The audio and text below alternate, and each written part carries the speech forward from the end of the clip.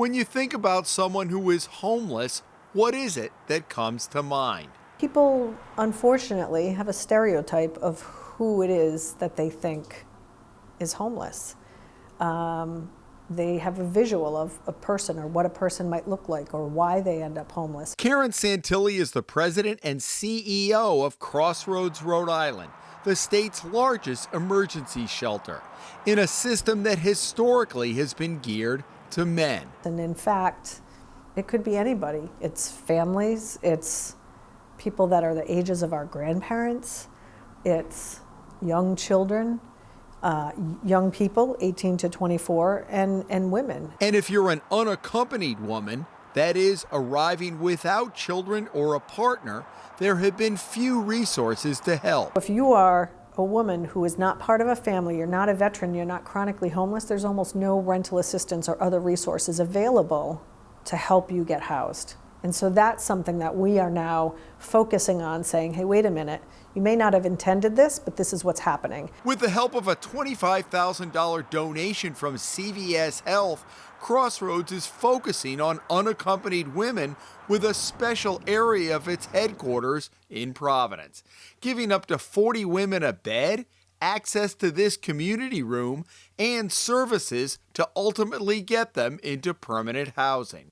When the women's shelter opened a decade ago, Santilli said the goal was to eventually close it, but the need has remained steady. There are 40 beds that are bunk beds, and we said, gee, wouldn't it be nice if at a certain point in time, maybe 5 years down the road, we can take the top bunks off and have 20 beds instead of 40.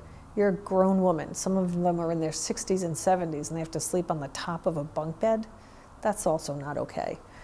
But we just haven't been able to get there yet. When we think about investing in health-related charities, when you think about homelessness and the ability to get access to whether it's temporary or permanent housing, Crossroads is just fantastic. Eileen Howard Boone is a senior vice president with CVS Health, a longtime supporter of Crossroads. I think for Crossroads, it's a conversation we have every year to say, where do we find the best value for the dollar that we're thinking about to impact the ones that need it the most? That unfortunately changes a lot in the state of Rhode Island. So finding those individual women and understanding that that was a need that wasn't being addressed right now, we didn't want to just write a check. We wanted to make sure that we were impacting a special population. It was the toughest decision for me, but you know what? My family was safe. Alicia Goodinson arrived at Crossroads 2 years ago after she was evicted from the house where she was living with her parents and 2 children.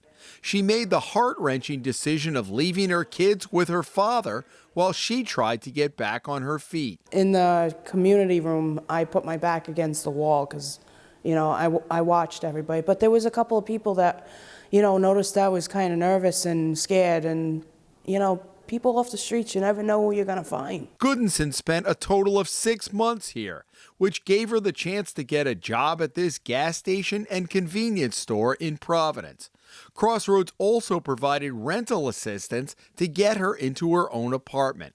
But the shelter itself was a safe place for her while she put the pieces together. The staff here, they keep their eyes open. You know, they know the ins and outs of certain type of people. And, you know, when they notice that somebody's a little agitated, they're right out on it. It's like a home away from home in a way because, you know, you had memories here. 6 months is a lot. You know, people that you laughed or shared their food. You know, sometimes you didn't have money. Somebody else would hook you up. They were there for me, and they're the best.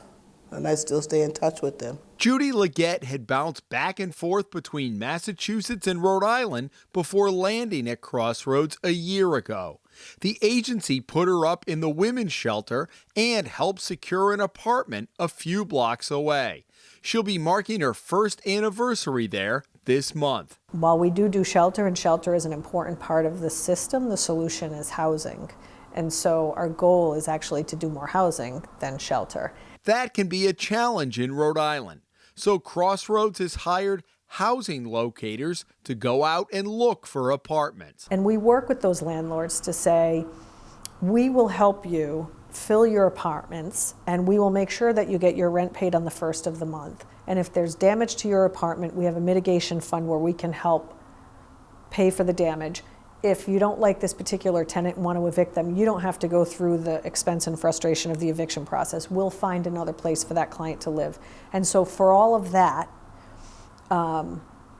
would you be willing to reduce your rents a little bit for our folks? Santilli said landlords often call Crossroads now with openings, and the contribution from CVS is helping bridge the gap in resources. These are hardworking women that are hitting hard times. It's not that they're sitting on their behinds and waiting for somebody to give them money. These are folks that are really working hard. It's that gap that needs to be filled to get them on their road. This is not charity.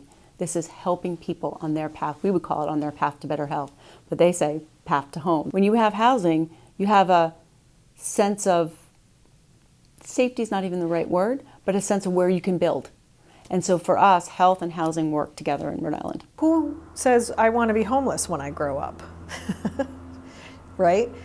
No one expects it to happen to them. And life happens, and you lose your job, or you get divorced, or you have a catastrophic illness, and you stay with friends, or you stay with family, and then that doesn't work out because it's either the space is too small, or their landlord won't let you stay there, or you have a fight, and then you put your stuff in storage, and you have your belongings, or you're living out of your car, but your car breaks down, or you lose your job, or you lose your overtime, and so you can't pay for what you have in storage.